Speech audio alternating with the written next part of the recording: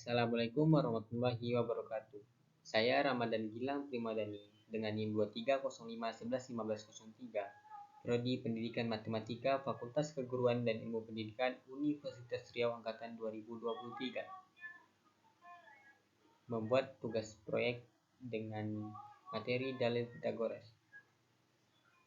Tugas ini saya buat untuk melengkapi tugas proyek literasi digital.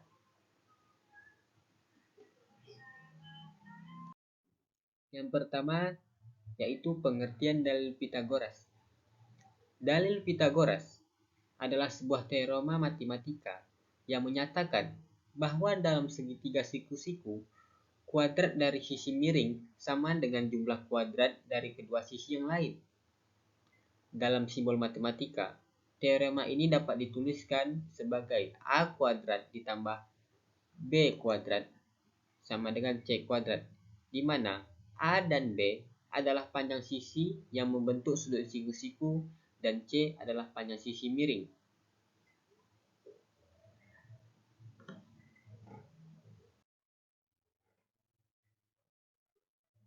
Kemudian sejarah Pitagoras. Dalil dan teorema ini dinamakan berdasarkan nama matematikawan Yunani kuno, yaitu Pitagoras, yang pertama kali membuktikan teorema ini. Namun, teorema ini sebenarnya sudah dikenal lama oleh bangsa Mesir dan Babilonia sebelumnya. Pitagoras sendiri hidup sekitar abad 6 sebelum Masehi, dan dia adalah pendiri dari sebuah sekolah filsafat dan matematika di Pulau Samos. Jadi kesimpulannya adalah bahwa teorema Pitagoras ini ditemukan oleh seorang matematikawan Yunani yang bernama Pitagoras. Namun sebenarnya teorema ini sudah ditemukan atau sudah dikenal oleh bangsa Babilonia dan bangsa Mesir sebelumnya. Dan Pitagoras ini hidup sekitar abad 6 sebelum Masehi.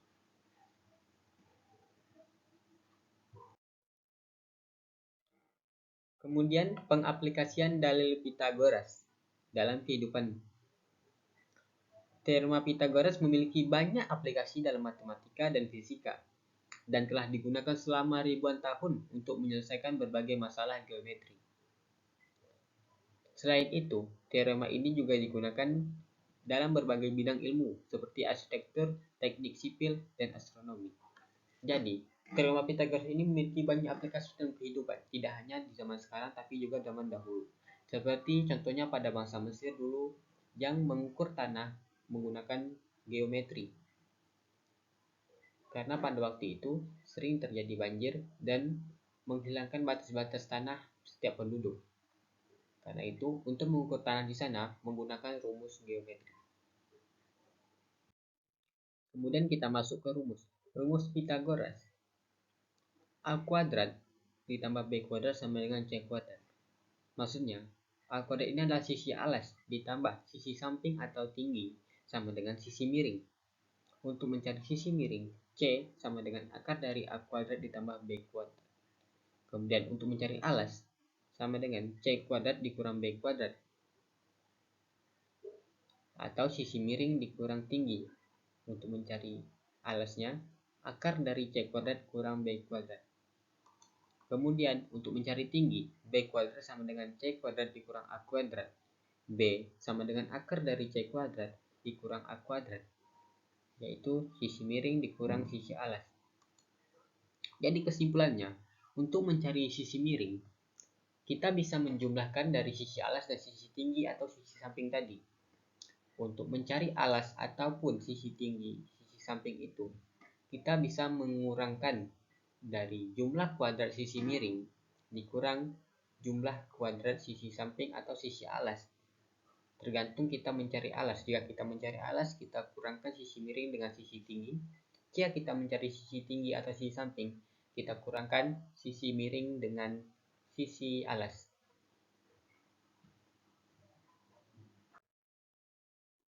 Kemudian kita masuk ke contoh soal yang pertama. Contohnya yaitu sebuah segitiga siku-siku diketahui memiliki sisi alas A 6 cm dan sisi miring C 10 cm. Hitung dengan rumus Pitagoras tinggi D dari segitiga siku-siku ini. Dapat kita ketahui bahwa sisi alas A adalah 6 cm, sisi miring yang C tadi 10 cm, dan yang ditanya adalah tinggi. Maka, baik, untuk memudahkan, pada gambar ini dapat kita ketahui bahwa sisi alas sama dengan 6 cm, sisi miring sama dengan 10 cm, dan ditanya sisi tinggi tadi, B sama dengan tanda tanya.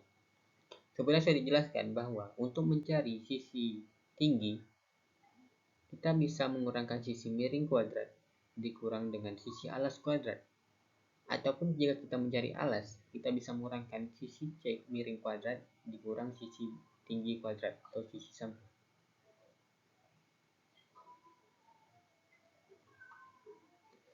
Seperti contoh penyelesaian di ini, diketahui A sama dengan 6 cm, C sama dengan 10 cm.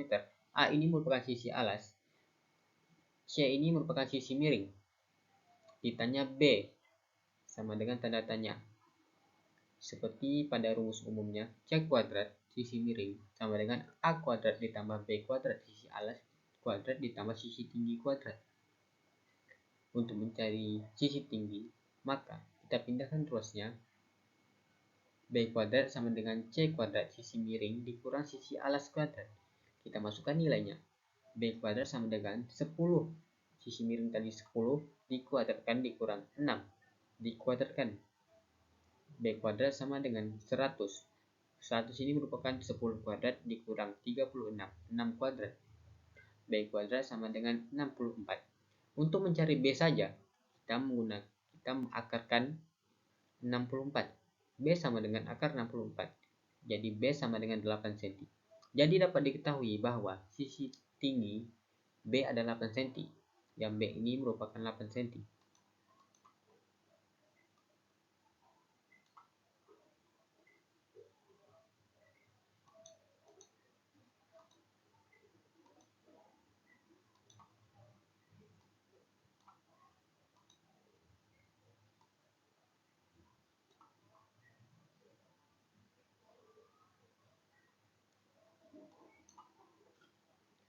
Kemudian kita masuk contoh soal yang kedua.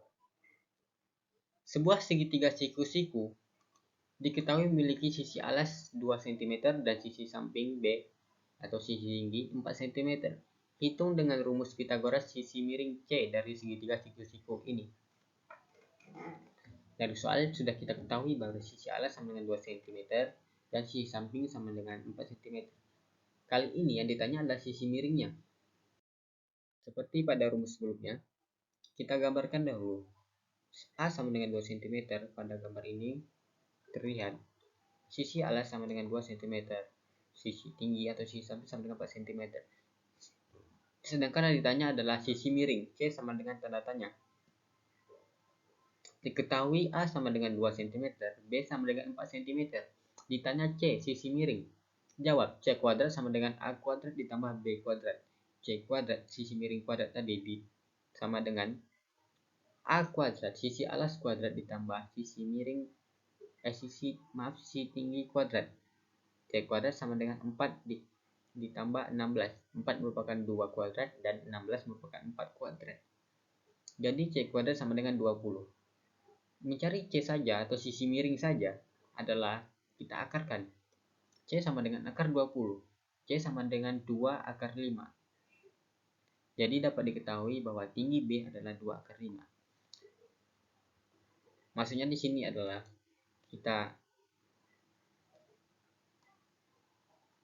C ini akar 20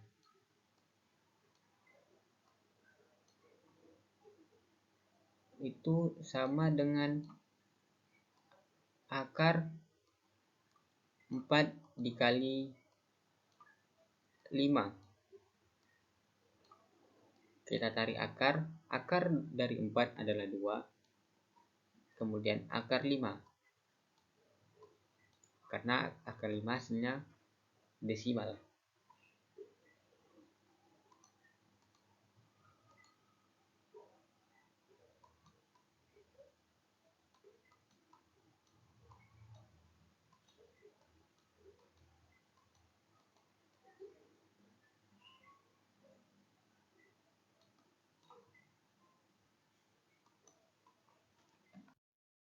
Baik, sekian itu video pelajaran dari saya. Semoga dapat dipahami dengan baik. Akhirul kalam, mohon maaf atas kesalahan kata. Wabillahi taufiq wal hidayah. Wassalamualaikum warahmatullahi wabarakatuh.